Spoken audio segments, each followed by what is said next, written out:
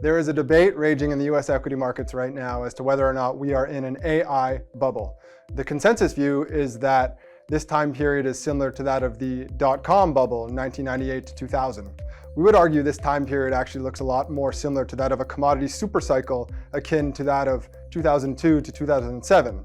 And the evidence to support this is simply that this particular cycle over the past 4 years has been predominantly been driven by earnings growth as opposed to multiple expansion, whereas 98 to 2000 was almost purely multiple expansion, speculative multiple expansion.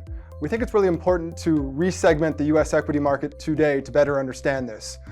4 years ago, the Mag 7 was popularized. The 7 largest stocks in the S&P 500 drove the bulk of the earnings growth, and then the 493 didn't drive as much earnings growth.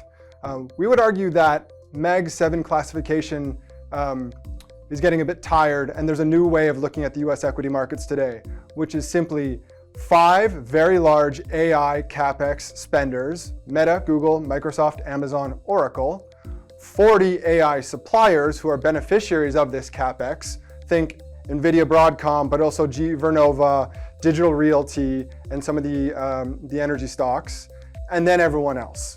So 5 stocks, 40 stocks, everyone else. As it relates to S&P 500 weight, it is really 20%, 20%, 60%. What's particularly notable about this time period is that the bulk of the earnings growth in the S&P 500 in 2026 and in the couple years prior has been largely driven by these 20 AI supplier stocks that are benefiting immensely from the CapEx to the tune of $770 billion in 2026 and likely $1 trillion in 2027.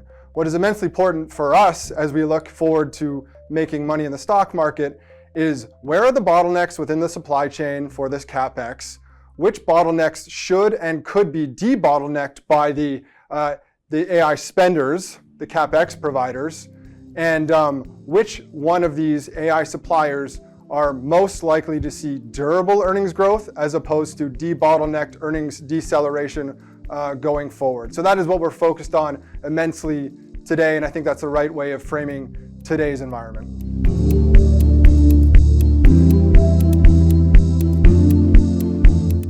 Software stocks are in a historic drawdown right now, which started roughly a year ago. To better understand where the opportunity lies, if there is any, within software stocks today, I think it's first very important to understand the AI data center, which we're increasingly thinking of as a token factory. Think of a token factory as energy coming in the door, flowing through compute and math and other componentry around those things, and out the other end of the factory spits tokens. And tokens are what are being purchased by software companies today, as well as many other businesses going forward. Tokens will be an input cost for all sorts of businesses going forward. What is a token? A token is simply a syllable of a word, an output of an LLM. Canada, 3 tokens. Software companies are one of the largest purchasers of tokens today because they're going to have to start offering AI modules, AI products to customers because that's what customers want, and that is likely going to be the better way that software companies are going to be doing business going forward. All to say, tokens are now an input cost to software businesses, and software businesses do not create tokens, they have to purchase tokens from the likes of OpenAI, Anthropic, Google, and whatnot. So it is our view that the average software business, operative being average, the average software business is likely going to be an inferior business going forward, simply because the input costs are going up and because they're going to have new competitive pressures from AI native companies that are going to be trying to do the same thing that they're doing going forward. So as we think about the software landscape, we think about it in 3 buckets. Software businesses that need to sell tokens, software businesses that likely don't need to sell tokens because they sell to perhaps a less sophisticated end market, or they're just incredibly mission critical, and software companies that perhaps need to sell tokens but can actually ride on the back of the AI supercycle, and because they provide the scaffolding for the agentic infrastructure, which is likely to proliferate in 2027 and 2028. Unsurprisingly, we are more cautious on the group of software stocks that need to sell tokens. We are increasingly interested in this cohort of businesses that we don't actually think need to sell tokens to maintain market share and maintain margins, but have been pulled down alongside this first group. And then the third group is the one that we own the most of today and the one that is doing the best today because they are seeing the most revenue acceleration by virtue of providing the scaffolding, the picks and shovels to agents that are being built today and will proliferate in 2027.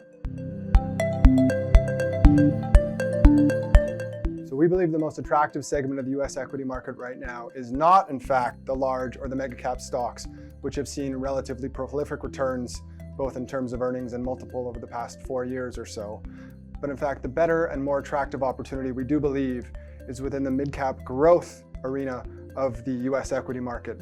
Think 5 billion enterprise value at the low end, 60 billion enterprise value at the high end. And the reason for this is because there is a tremendous amount of CapEx still being spent by these large hyperscalers. Much of that CapEx flows down to revenue for many of the picks and shovels mid-cap stocks that we do own and continue to own. But I think what excites us more about the US mid-cap market is the ability to harness this technology that is being built today and is going to be with us for our lifetime.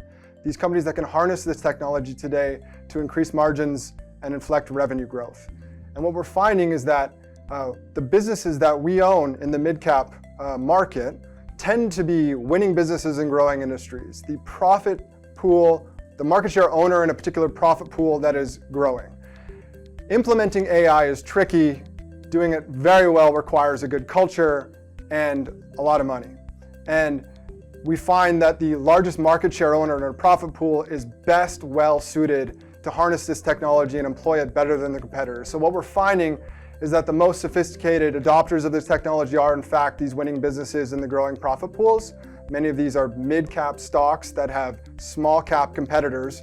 So we do see a scenario playing out where these large mid-cap stocks can steal share from their small-cap competitors by virtue of harnessing this technology better because they have the right culture and they have the resources to spend the money to execute on this, to expand margins and to inflect revenue.